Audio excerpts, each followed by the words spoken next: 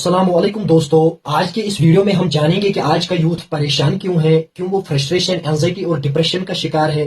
क्या वो कैरियर को रिलेटेड परेशान है या अपनी एकेडमिक्स को लेकर परेशान है, या ये सिस्टम की गलती है, या इस स्टूडेंट को सही वक्त पर सही गाइडेंस नहीं मिली है। आइए आज हम इस वीडियो में जानेंगे।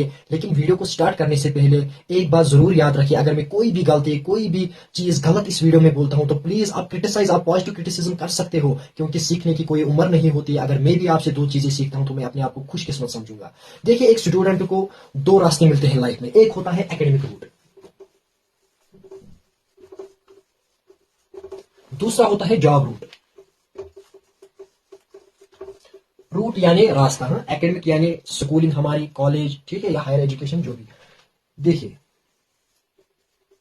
10th क्लास तक सब कुछ सेम होता है, 10th तक सब कुछ सेम होता है, लेकिन 10th से एक रोड निकलती है, 10th से एक रोड निकलती है जो फर्दर डिवाइड होती है बहुत सारे और रूट्स में। 10th तक एक ही रास्ता होता है, सभी स्टूडेंट, सभी गाड़ी वाले एक ही रोड पे चलते हैं। लेकिन यूं ही हम 10th पास करते हैं तो यहां से और रास्ते निकलते हैं। एक रास्ते को हम बोलते हैं मेडिकल, दूसरे को हम बोलते हैं नॉन मेड, तीसरे को हम बोलते हैं आर्ट्स, और एक पाथ होती है जिसे हम बोलते हैं कॉमर्स। यहां पर इंसान परेशान होता है, यहां पर स्टूडेंट परेशान होता है कि वो कौन सी पाथ चूज करेगा, वो किसके लिए कैपेबल है, उसके अंदर कौन सा पोटेंशियल है। तो यहां पर उसको जरूरत होती है एक प्रॉपर गाइडेंस की। गाइडेंस यानी हेल्प, ठीक है, उसको यहां पर मदद की जरूरत होती है। लेकिन करेगा कौन? करेगा वही आदमी, करेगा वही इंसान जो एक्सपीरियंस्ड होगा, जिसके अंदर हर किसी फील्ड की थोड़ी थोड़ी नॉलेज होगी, और जो अच्छी सजेशन देगा, स्टूडेंट के अंदर पोटेंशियल देखेगा कि वो किसके लिए कैपेबल है और उसे अच्छी सजेशन देगा। हो गए यहां तक क्लियर? और जिसने भी चाहे मेडिकल चूज किया, नॉन मेड चूज किया, आर्ट्स चूज किया, 12th पास करने के बाद यहां पर ये वाले लोग जाएंगे नीट के लिए। जिसके अंदर विजन होगा, ड्रीम होगा डॉक्टर बनने की, तो वो नीट की ओर जाएगा, नेशनल एंट्रेंस एलिजिबिलिटी टेस्ट। ये एक गेट वे होता है, आपको एग्जाम क्वालिफाई करना होता है, तब जाके आपको सीट मिलती है और आप एमबीबीएस के लिए जाते हैं। दूसरा होता है नॉन मेड। नॉन मेड वाले जाते हैं जेई मेंस या एडवांस, ठीक है। यहां पर जब ये 2 साल के लिए मेहनत करते हैं, देखिए कोई इंसान कितने भी एफर्ट्स देगा, कितनी भी मेहनत करेगा, लेकिन एक वक्त आता है जब हमारे अंदर मोटिवेशन कम हो जाती है, हम एफर्ट्स कम देने शुरू करते हैं। तो यहां पर कुछ स्टूडेंट्स आते हैं वापस और वो ज्वाइन करते हैं कॉलेज, ठीक है। यहां पर भी ये कॉमर्स वाले आते हैं, करते हैं कॉलेज ज्वाइन, और ये भी आते हैं, ये क्या करते हैं, कॉलेज ज्वाइन। कोई बीएससी करता है, कोई बीटेक करता है, कोई बीए करता है, कोई बीकॉम करता है। लेकिन जब हमारी ग्रेजुएशन कंप्लीट होती है, हमारी एज तब 22 साल या 21 साल की होती है। यहां पर हम यंग होते हैं। यहां से 2 साल जो भी हम सीखेंगे, चाहे कोई स्किल हो या हम एजुकेशन की ओर जाएंगे, तो वो हम दिल लगा के सीखेंगे, क्योंकि ये 2 साल बहुत क्रूशियल होते हैं।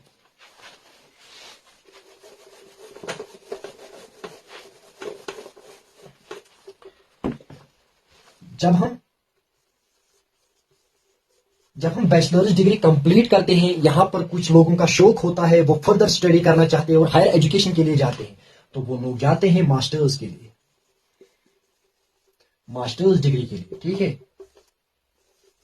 मास्टर्स डिग्री जो है वो 2 साल में कंप्लीट होती है। यहां से जब वो निकलता है यूथ, उसकी एज होती है 24, मतलब जब वो डिग्री हाथ में लेगा तो 25 उसकी एज होती है। क्या होती है? ये एज का फैक्टर मैं साथ साथ में क्यों ले जाता हूं? क्योंकि यही एक फैक्टर है जो इंसान के कंट्रोल में नहीं है, और जिसकी वजह से फिर यूथ भी परेशान होता है। देखिए, जब आप मास्टर्स डिग्री करते हैं तो यहां से आपको कुछ कंसेप्ट्स मिलते हैं। पहले बहुत सारे स्टूडेंट्स को पता नहीं होता है कि हम मास्टर्स डिग्री क्यों ले रहे हैं, लेकिन जब वो यूनिवर्सिटी जाते हैं, जब वो मास्टर्स डिग्री लेते हैं, उसके दौरान उनको कंसेप्ट आता है कि हमें टीचिंग के लिए जाना है। या कुछ स्टूडेंट के अंदर पहले ये चीज होती है कि हमें टीचर, हमें लेक्चरर, हमें प्रोफेसर बनना है। तो इसके लिए इनके माइंड में एक कंसेप्ट आता है, माइंड में नहीं, उनको एक चीज के बारे में पता चलता है जिसे हम बोलते हैं नेट जेआरएफ, ठीक है। NET national eligibility test, JRF junior research fellowship, जो इनमें से टॉपर होंगे उनको हम जेआरएफ कहते हैं। जब ये एडमिशन करते हैं पीएचडी के लिए, इनको 40 to 45,000 मिलते हैं, ठीक है, 40 to 45,000 मिलते हैं, और इनको मिलते हैं शायद 12 to 15,000। 12 to 15,000 4 साल के लिए। और जब ये लोग यहां से निकलते हैं 4 साल बाद इनकी एज ऑलमोस्ट होती है 29, 30 ईयर इनकी एज होती है। इनके अंदर एक प्रेशर होता है जिसे हम कहते हैं इनविजिबल प्रेशर।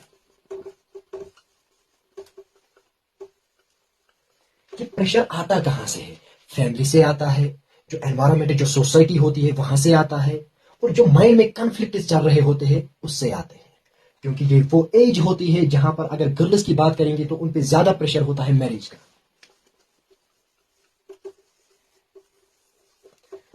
ठीक है, अगर हम कंपेयर करेंगे जो प्रेशर होता है शादी का वो ज्यादा होता है लड़कियों के ऊपर, क्योंकि लड़कियों की जो अगर लड़कियों की बात करेंगे शादी की उनकी जल्दी होती है। देखिए अगर हम बात करेंगे इन चीजों की, कोई इंसान मास्टर्स डिग्री लेता है लेकिन फिर भी अनएम्प्लॉयड रहता है, कोई इंसान नेट क्वालिफाई करता है लेकिन फिर भी अनएम्प्लॉयड रहता है। रीजन क्या है? क्या ये सिस्टम की गलती है, क्या ये यूथ की गलती है, ये गलती किसकी है? देखिए ये सब चीजें तो होती रहेंगी। इसके दौरान हमें और एक चीज, अगर लेक्चरर पोस्ट होगा उसके लिए हमें और एक डिग्री लेनी पड़ती है, उसे हम क्या कहते हैं? BEd, bachelor of education. Almost हमारी एज तब 31 ईयर्स की जाती है। अगर अब भी इंसान अनएम्प्लॉयड रहेगा इतनी डिग्रीज लेकर भी, तो क्या ये उस इंसान की गलती है, क्या ये उस स्टूडेंट की गलती है, या ये सिस्टम की गलती है? क्योंकि कंपटीशन बहुत ज्यादा है। अगर आपको 100 पोस्ट निकलते हैं तो 1 लाख स्टूडेंट्स उसके लिए क्या अप्लाई करते हैं, तो 99,900 लोग कहां जाएंगे? तो यहीं पर जो यूथ है वह कहां जाता है? टेंशन की ओर, उसके बाद फ्रस्ट्रेशन, डिप्रेशन, एंजाइटी। अगर आपको इन चीजों से बचना है तो हमें किसकी जरूरत होती है यहां पे?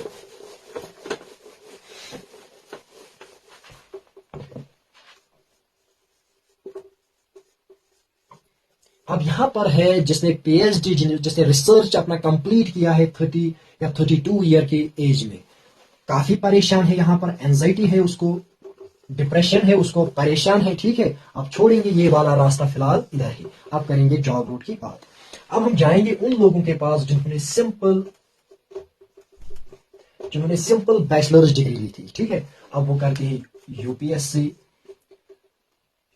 यहां पर करते हैं एसएससी, या कश्मीर की बात करेंगे जेके एसएसबी के लिए वो प्रिपेयर करते हैं। यहां पर अगर आप देखोगे कुछ लोग टॉप करते हैं, किसी का फर्स्ट अटेम्प्ट में निकलता है यूपीएससी, किसी का सेकंड अटेम्प्ट में, किसी का थर्ड। लेकिन उन लोगों को कोई हाईलाइट नहीं करता है जिनको 5 साल लगते हैं, जिनको 6 साल लगते हैं, और लास्ट में उनको फेलियर का सामना करना पड़ता है। लेकिन उनकी स्टोरी कोई नहीं जानता है, उनसे कोई नहीं सीखता है कि हमें क्या करना है आगे। ठीक है, हो गई ये एक बात। तीसरा होता है कौन से? एसएससी। ये एसएससी एसएसबी वाले लोग एसएसबी वाले एग्जाम करते हैं, लेकिन कुछ टाइम होता है वो एग्जाम कैंसिल करते हैं। एसएसबी वाले नोटिफिकेशन निकालते हैं, हम अप्लाई करते हैं, लेकिन कुछ टाइम होता है कोई स्टे आता है, कोर्ट केस, और एग्जाम फिर से कैंसिल हो जाता है। अब अगर एग्जाम हो भी जाता है लेकिन कुछ टाइम बाद ये लोग क्या करते हैं, बोलते हैं कि इसमें कोई चोरी हुई है, तो एग्जाम फिर से कैंसिल होता है। मैंने एक फॉर्म भरा है जो मैंने 2023 की 24 में भरा है, लेकिन अभी तक उसका एग्जाम नहीं हुआ। 2023, 24, 25, 26। आप मुझे बताइए यहां यूथ करेगा तो क्या करेगा? अब यहां पर एक सोल्यूशन है, जो यहाँ का जो पीएचडी वाला स्कॉलर और यहाँ का जो यूथ जो 5-6 साल के लिए कंटिन्यू प्रिपरेशन कर रहा है, यहाँ पर इन दोनों का एक अल्टरनेटिव चीज है। अगर ये क्या सीखेंगे? सिकल्स। जिस इंसान के अंदर आप वो पूछोगे कि ये सिकल्स क्या है, ये एक अल्टरनेटिव चीज है। क्या अल्टरनेटिव चीज है? देखिए, एक गाड़ी होती है, एक गाड़ी कहीं पर जाती है, ठीक है, इसको पंक्चर होता है। अगर इसके पास सिटअप नहीं होगी तो ये टायर चेंज करेगी और फास्ट रन करेगी और चली जाएगी, अपनी जो इसकी डेस्टिनेशन होगी वहां ये पहुंच जाएगी। लेकिन अगर इसके पास सिटअप नहीं होगी तो इसको टाइम लगेगा, शायद इसको रात भी वही गुजारनी पड़ेगी, या इसको कहीं अगर कोई ऐसा जोन होगा इसको गाड़ी वही छोड़नी पड़ेगी। लेकिन अगर आप ऐसे ही इन दोनों के पास स्किल्स होंगे, अगर आप इसको रेगिस्तान में छोड़ोगे बिना कपड़ों के, ये वहां भी सर्वाइव करेगा। इसीलिए स्किल्स मस्ट है। चाहे हम यूपीएससी के लिए प्रिपरेशन करें, एसएससी के लिए, जेकेएसएसबी के लिए, हमें स्किल्स सीखना बहुत जरूरी है। एक तो है स्किल्स, दूसरा है हम कहीं इन्वेस्ट करें। ठीक है, अगर हम कोई छोटा सा ही बिजनेस अगर स्टार्ट करेंगे ताकि हमें फ्यूचर में कोई प्रॉब्लम ना हो। देखिए, अगर आप किसी अच्छी फैमिली से है, या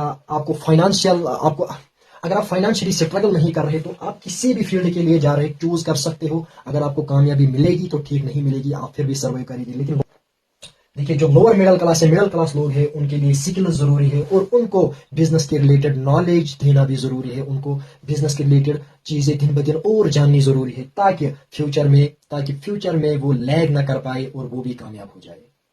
दोस्तों क्या लगता है आपको, क्या मैंने आपको सही इन्फॉर्मेशन दी या क्या मैंने कही? अगर आपको लगता है कि कोई भी चीज़ गलत कही, आप कमेंट में बता सकते हो, शायद मैं खुद को करेक्ट कर सकता हूँ। और अगर आपको ऐसी वीडियोस पसंद है, इंशाल्लाह मैं आगे और एक अच्छी वीडियो के साथ आपके सामने आऊँगा, ताकि आपको भी फ़ायदा मिले और मुझे भी। Thank you.